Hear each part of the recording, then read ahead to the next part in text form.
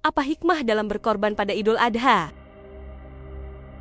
Mengapa kita mengorbankan hewan pada hari ini? Apakah hanya karena panas dan lalat tertarik pada daging panggang kita yang lezat? Ya, mungkin itu bagian dari itu. Tapi ada lebih dari yang terlihat. Faktanya, ada 3 tingkat kebijaksanaan dalam berkorban pada Idul Adha. Tingkat pertama adalah sesuatu yang kita semua tahu. Ini adalah kisah Nabi Ibrahim alaihissalam dan putranya Ismail alaihissalam.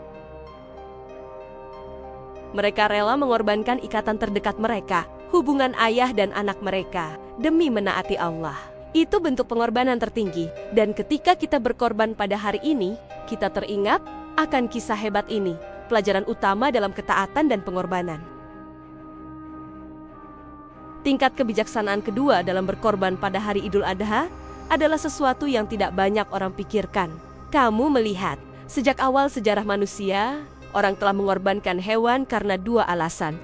Nomor 1, sebagai bentuk hiburan. Raja dan ratu akan mengorbankan hewan untuk hiburan massa. Mereka akan berkorban sehingga mereka bisa melemparkan daging ke kerumunan. Orang-orang akan memperebutkan potongan daging. Beberapa sejarawan mengatakan bahwa Kaisar Romawi menyelenggarakan pesta mengundang 8 pria hanya dari 1 tipe, botak, pendek, atau gemuk. Dan orang-orang ini akan bertarung satu sama lain di arena, sementara Kaisar menyaksikan dengan geli. Dan ketika salah satu dari mereka meninggal, Kaisar akan melemparkan daging korban ke kerumunan. Sungguh cara yang tidak masuk akal untuk melihat kehidupan manusia. Di sisi lain, orang juga mengorbankan hewan untuk tujuan mendapatkan kesenangan Allah. Tapi ini dilakukan oleh mereka yang tidak mengetahui kebenaran. Mereka tidak tahu kesatuan Allah. Jika tidak, mereka tidak akan mengaitkan pasangan dengan Allah dalam tindakan ibadah mereka. Jadi, apa yang dilakukan Nabi Muhammad SAW? Ketika dia datang dengan pesan Islam, dia menghapus kedua bentuk pengorbanan ini. Dia menghentikan raja dan kaisar, membuang nyawa manusia untuk hiburan mereka. Dan dia juga menghentikan orang berkorban demi mendapatkan kesenangan Allah. Karena itu syirik, menyekutukan Allah. Satu-satunya pengorbanan yang disetujui oleh Rasulullah SAW adalah pengorbanan yang dilakukan karena keesaan Allah, yaitu pengorbanan haji. Inilah mengapa kami berkorban pada tanggal 10 Dzulhijjah. Kami berkorban pada hari ini untuk mengingat itu. Hanya Allah yang berhak disembah. Segala sesuatu yang lain adalah untuk hiburannya. Ini adalah tingkat kebijaksanaan kedua dalam berkorban pada Idul Adha.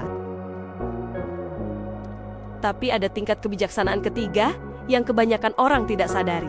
Ketika seseorang membantai binatang, ada 3 hal yang terjadi. Nomor 1, hewan itu disembelih.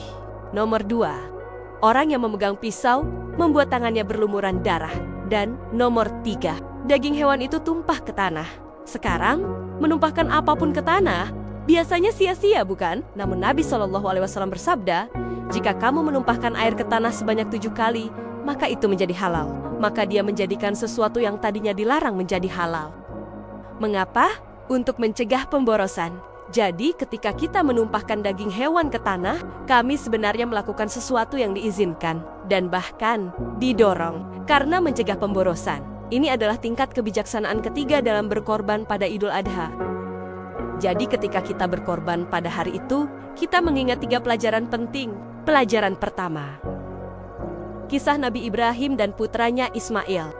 Semoga damai menimpa mereka berdua. Dan pelajaran utama dalam ketaatan dan pengorbanan. Pelajaran nomor 2, bahwa hanya Allah yang berhak disembah dan segala sesuatu yang lain adalah untuk hiburannya. Dan pelajaran nomor 3, bahwa tidak ada sesuatu pun yang sia-sia karena Allah Maha Mengetahui lagi Maha Bijaksana. Dan hanya dengan membuang daging hewan ke tanah, kita sebenarnya mencegah pemborosan. Maka panjatkanlah la ilaha illallah Muhammadur Rasulullah. Kami memohon kepada Allah Subhanahu wa Ta'ala agar membantu kami mengamalkan pelajaran-pelajaran ini untuk mengingatnya. Bukan hanya pada hari ini saja, tetapi setiap hari dalam hidup kami. Assalamualaikum warahmatullahi wabarakatuh.